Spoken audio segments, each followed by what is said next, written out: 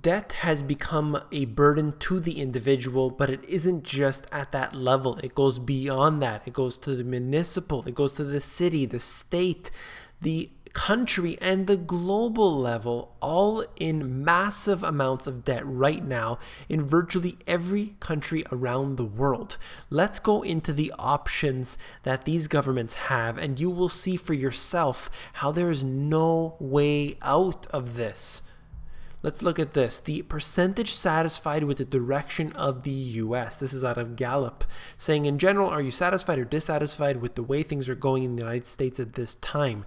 Dating back from 2000 up until today, and you could see a practically straight line going downward. And this is a matter of fact that this is going to continue on. Whoever goes in after Obama, it will simply be the same policies happening.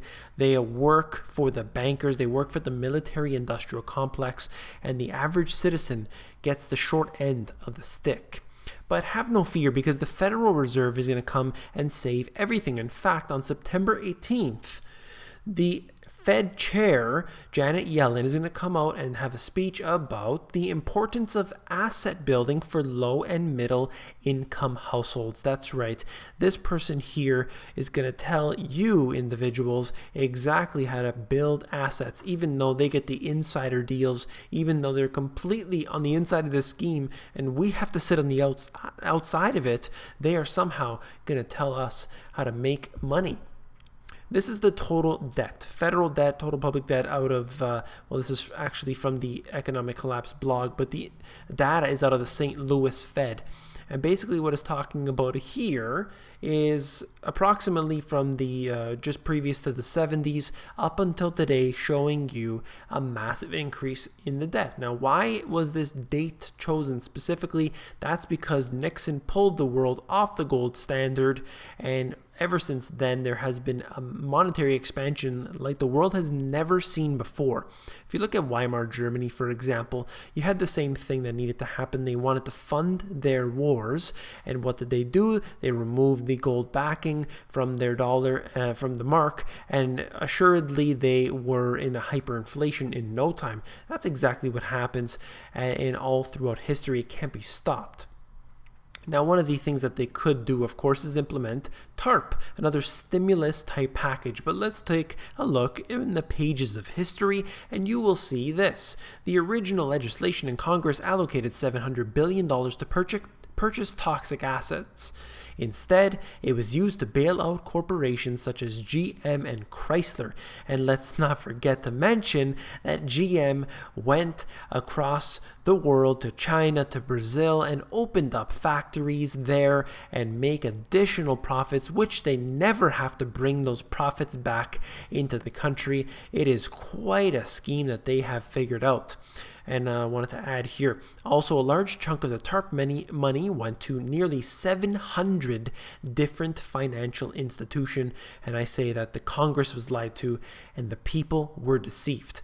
Ultimately, when the government makes decisions that affect us, they are not giving us the advantage, that's for sure. They're using the money that we make, the tax money, the tax dollars, and that's not enough.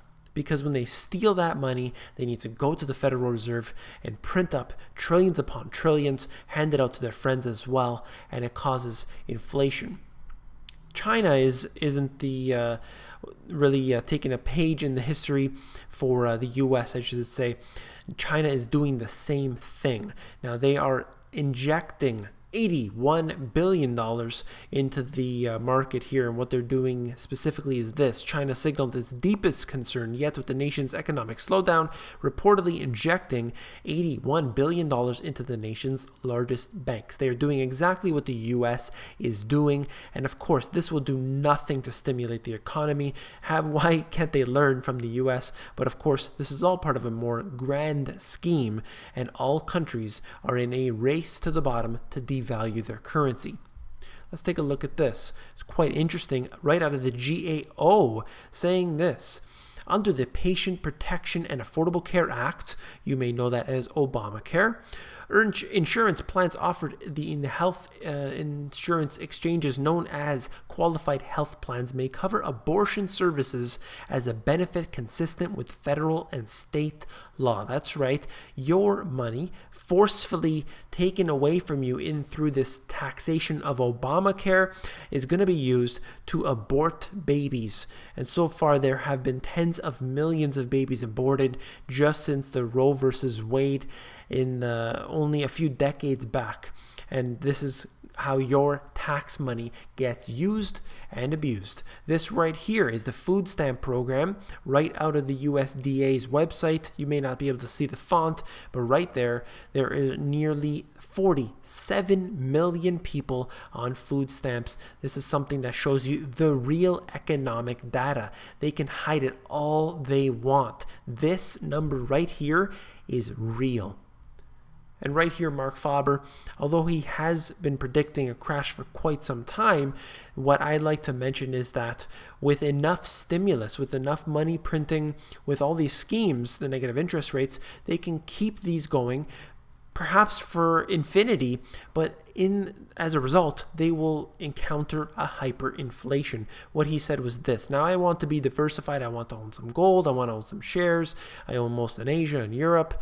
And he says I own some bonds and cash and real estate. So I hope that when the collapse happens, now get this is what he said: I'm only going to lose 50% of my money. He is deeply worried, a man who is completely diversified. This is real diversification here, owning all assets geographically, and he's worried that he's only going to lose 50% of his money. And that is a huge concern of mine when an individual like this, who has his real finger on the pulse of what's happening out there, and he's predicting perhaps a 50% loss in his capital. Something really to think about. You need to be extremely diversified.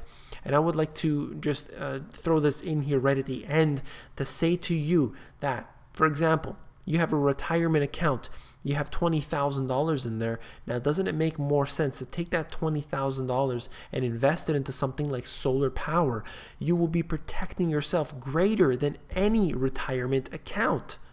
That's the type of thing that you need to think of. You need to be creative with that. If you don't have $20,000, maybe you only have $10. Why not buy some quote unquote junk silver? Why not buy things, take things, and make what you can now before a hyperinflation or inflationary scenario takes place?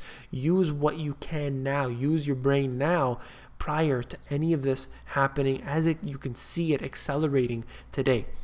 If you found this informative, I hope that you'll give me a thumbs up. It helps me out a lot. And of course, don't forget to become an insider. It's where I give out all my best intel. And we now have nearly 900 insiders. So I want to say hello to all the new ones on there. And thank you for all your emails through there. I really appreciate all those. We correspond back and forth, try to answer as many questions as I can and do what I can in a short period of emails back and forth. And of course, if you want to do that, that is at themoneygps.com. You scroll down to the bottom, you fill in your email address, and you get occasional emails from me with short, concise info.